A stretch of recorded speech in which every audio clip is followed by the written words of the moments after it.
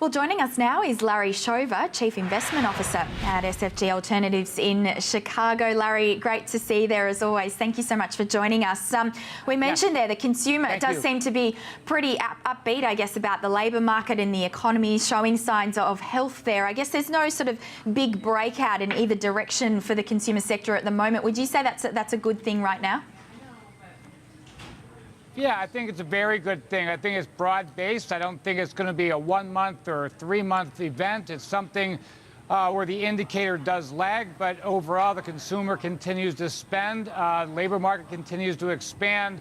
Wages definitely not increasing as quickly as they have or they should, but at least there's a lot of jobs out there, and they are slowly increasing. So that combined with inexpensive oil prices, it's been very good for the consumer all around.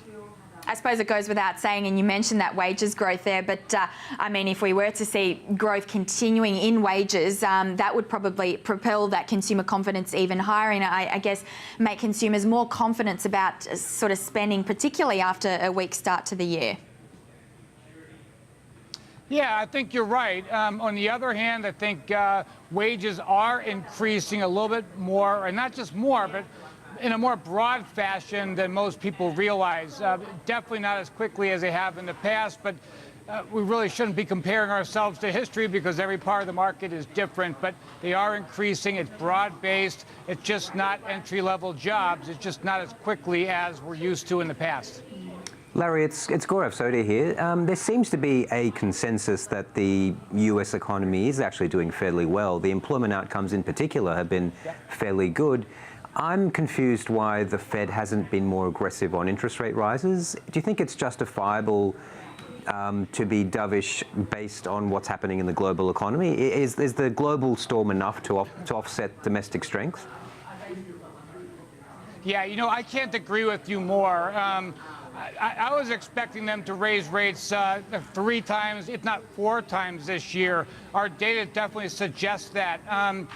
I really can't explain like why there seems to be so much mystery around this. I do believe they will raise rates in June, but the hesitancy, it's hard to describe other than the fact that, as you would agree, we're in the midst of a policy experiment that's never been tried before. Who knows how it will all end up, and I think Yellen and company are well aware of that, but I do believe that they will raise rates in June. There's been a lot of Fed speak, I should say, continuing this week, and of course today hearing from Janet Yellen, a lot of, I guess, hawkish views being voiced recently. Today, though, Janet Yellen seems to have provided a relatively dovish tone. Would you agree? I mean, what did you make of some of her comments? Yeah, I would absolutely agree. After a couple weeks of hawkish tone from her voice, it's turned around where she recognizes the economic risks of China and oil prices. That's old news, but still I think it calmed the market, and the fact her tone itself suggested that they're not going to be raising in April. Didn't say anything at all about June, and didn't say anything at all about negative interest rates. So really just enough to calm the markets and propel the markets to an area that's quite elevated, but just grinding ahead. Just wanted to get your view, I guess, on the outlook now for equities, because we've seen that sort of that 5-week rally did seem to have those sort of underpinnings. We were seeing, I guess, improvement in China, this rally in oil prices. Over the next couple of months, though, there's certainly going to be quite a number of big political risks facing stocks, Larry. So take us through where you sort of see the markets moving. Well, you know, equities, I still maintain what I said back in December and January. I still prefer Japan and Europe over the U.S. Right now, more than ever, I mean, U.S., we're trading at a 17 times multiple. If you assume $120 for the S&P 500, we could definitely continue to go higher. 17 times earnings, yeah, it's high. It's not extraordinarily high.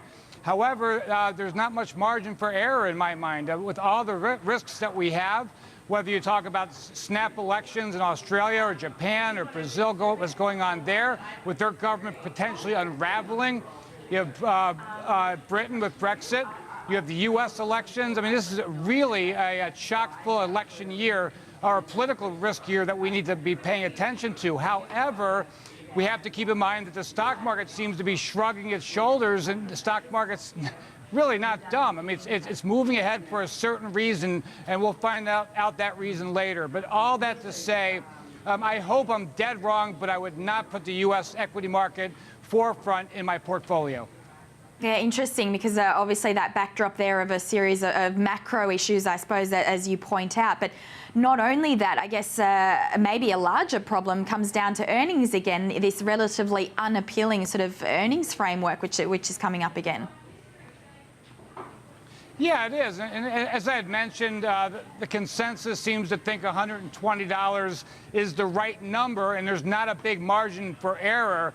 However, if we get a reversal in the U.S. dollar, if oil prices continue to stabilize, well, hey, maybe we're all wrong. Maybe consensus is incorrect, and maybe it is closer to $123 or $125. I mean, that's far-fetched given the margin for error being so slim. But we've seen it happen before, and I think maybe we're looking at another 2013 that the market is rallying well before the data says it should.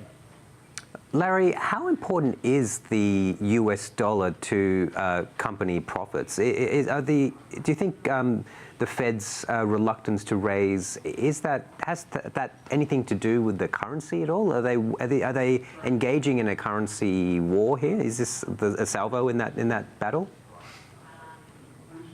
You know, I don't think so. I mean, but to back up, yeah, the U.S. dollar is very important to corporate earnings, and probably more important to perception and momentum of earnings.